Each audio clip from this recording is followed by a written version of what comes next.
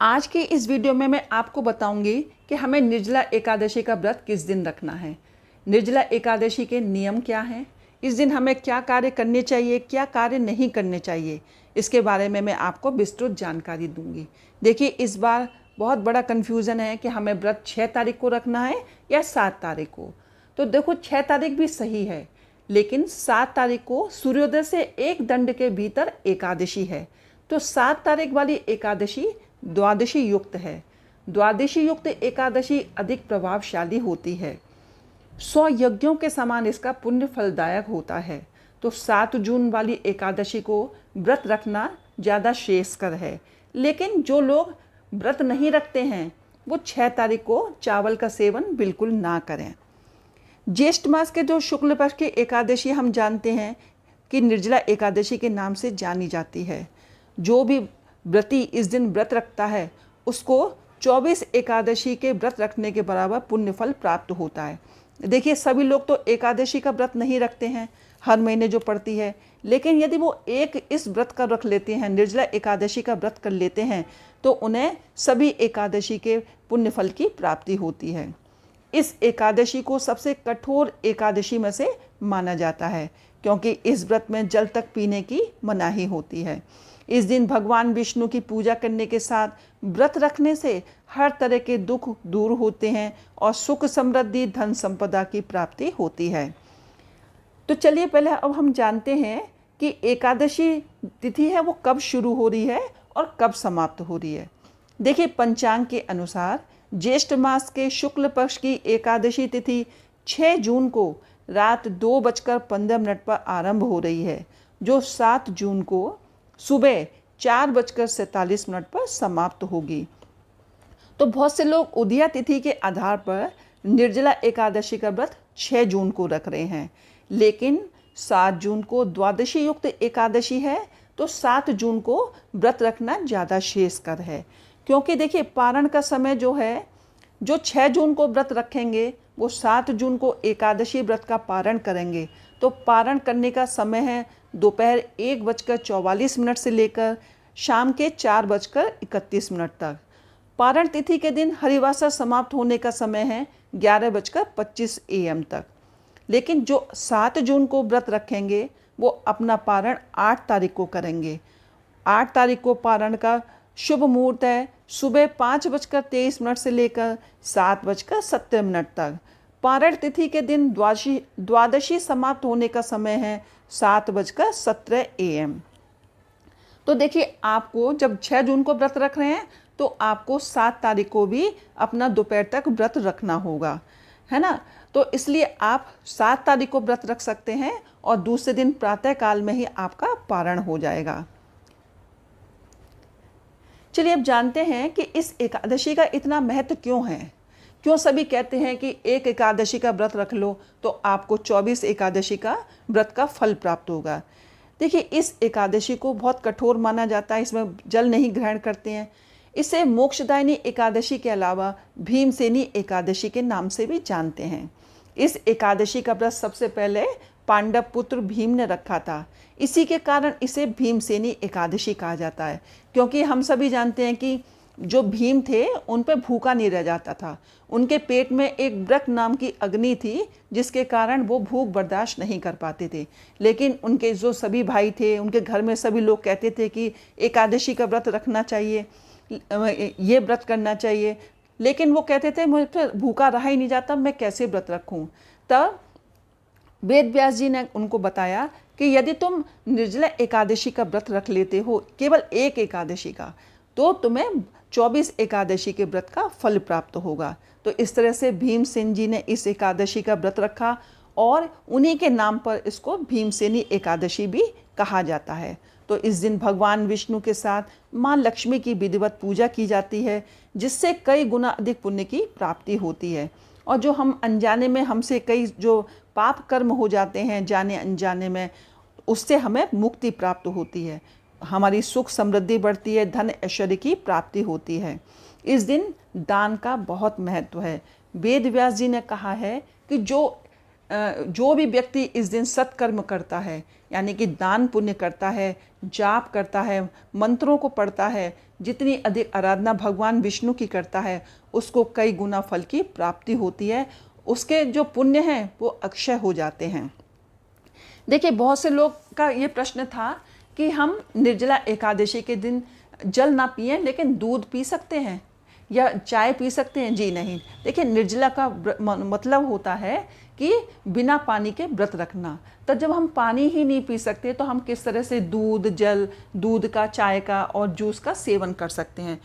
देखिए, हमें क्या करना है। बहुत से लोग ये भी कह रहे थे कि हमें क्या दशमी से ही जल पीना छोड़ देना चाहिए। नहीं, देखिए, हमारे हिंदू धर्म में सूर्योदय से लेकर अगले सूर्योदय तक व्रत रखने का विधान है। तो आप सूर्योदय से पहले, यदि आप 6 तारीख को व्रत रखते हैं तो सूर्योदय से पहले जल को पी सकते हैं। यदि आप 7 को रखते हैं तो आप सूर्योदय से पहले जल को पी सकते हैं। लेकिन आपको पूरे दिन निराहार रखना है, निर्जल व्रत रखना है, और 8 तारीख के सूर्योदय के बाद ही आप अपने व्रत का पारण कर सकते हैं। बहुत से लोग कह रहे थे कि हम औषधि खाते हैं, हमें कोई ब्लड प्रेशर की या शुगर की इस तरह की दवाई खानी है, तो हम किस तरह से व्रत रखें। देखिए, आप जल के साथ भी व्रत रख सकते हैं। देखिए, सभी लोग तो निर्जल व्रत नहीं रख सकते क्योंकि भीषण गर्मी पड़ती है, इस समय नौतपा भी चल रहा होता है।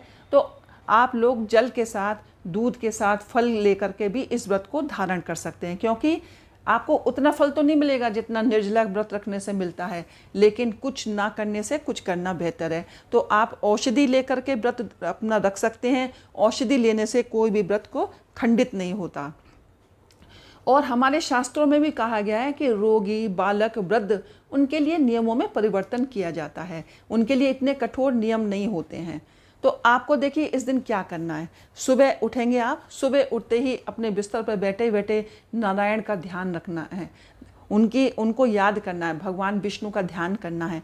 भगवान विष्णु से अपने व्रत को सफल होने के लिए कामना करनी है। इसके बाद आप अपने जल में, अपने जो नहाने का जल है उसमें हल्दी डालेंगे, गंगा जल डालेंगे, है ना। इस तरह से आप स्नान करेंगे। इसके बाद पूजा पाठ करेंगे, भगवान सूर्य को अर्घ्य प्रदान करना है। इस दिन तुलसी, पीपल, इनके पूजा करना अनिवार्य है। आप इस दिन पीपल को जल दीजिएगा, उनकी परिक्रमा करिएगा। 7-21 आप परिक्रमा कर सकते हैं। यदि आपके घर के पास पीपल नहीं है तो आप तुलसी माता की भी परिक्रमा कर सकते हैं। आपको इस दिन दान पुण्य भी जरूर करना है। दान पुण्य करने से जो पुण्य प्राप्त होता है आज के दिन, वो अक्षय होता है। तो देखिए, आप अनाज का दान कर सकते हैं। आज के दिन ऐसा कहा जाता है कि जल से भरे घड़े का दान करना बहुत शुभ माना जाता है। तो आप जल का दान कर सकते हैं, चीनी है, गुड़ है, इनका दान कर सकते हैं। आप ये दान मंदिर में कर सकते हैं। यदि मंदिर में ना करना चाहें तो इस दान को आप पीपल के पास रख सकते हैं ना, किसी गरीब को भी इसका दान कर सकते हैं। आज के दिन आप छाता है, जूते हैं, चप्पल है, खाने पीने की चीज़ें हैं, उनका दान कर सकते हैं। तो आपको आज क्या करना है। देखिए, आपको विष्णु सहस्त्र नाम का पाठ करना है, भगवत गीता का पाठ करना है। आपको आज के दिन जागरण, देखिए जागरण की बहुत अद्भुत महिमा होती है। तो शाम को जैसे आप पूजा करेंगे, तो जब शाम की आप पूजा करेंगे तो आप उसमें घी का दीपक लगाएंगे, है ना, विष्णु जी के नामों का जाप करेंगे।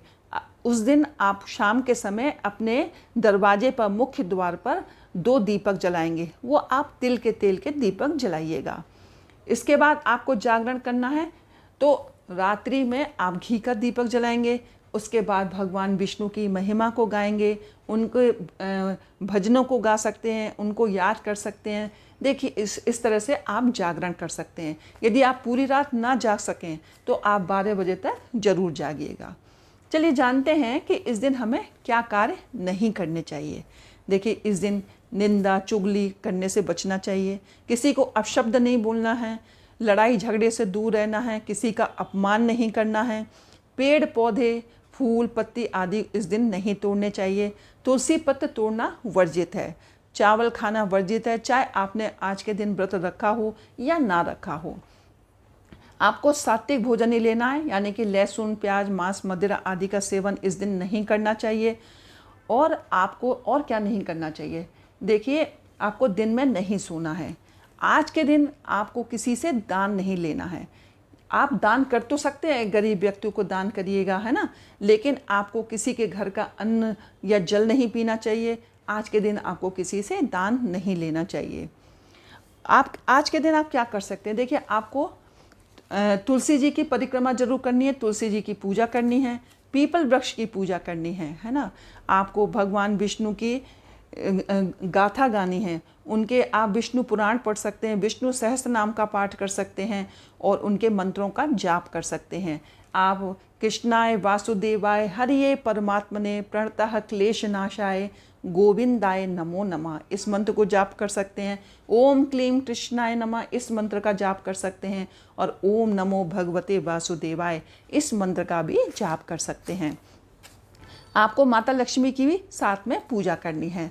तो इस तरह से आप निर्जला एकादशी का व्रत रखिएगा। आप भगवान विष्णु और माता लक्ष्मी से अपने व्रत को सफल होने की कामना करिएगा और इस तरह से आप पूरा दिन व्यतीत करिएगा। शुद्ध सात्विक विचार रखने, हमको मन से कर्म से, है ना, सात्विक रहना है। तो इस तरह से आप निर्जला एकादशी का व्रत रख सकते हैं। देखिए आगे अगली वीडियो में आपको कुछ उपाय के बारे में जानकारी दूंगी, कथा बताऊंगी। तो मेरी वीडियो इस पे आएगी कि आपको निर्जला एकादशी की कथा भी आपको सुननी चाहिए।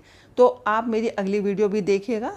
तो आज के वीडियो में बस इतना ही, मिलते हैं अगली वीडियो में कुछ नई जानकारी के साथ। हर हर महादेव, जय भोलेनाथ।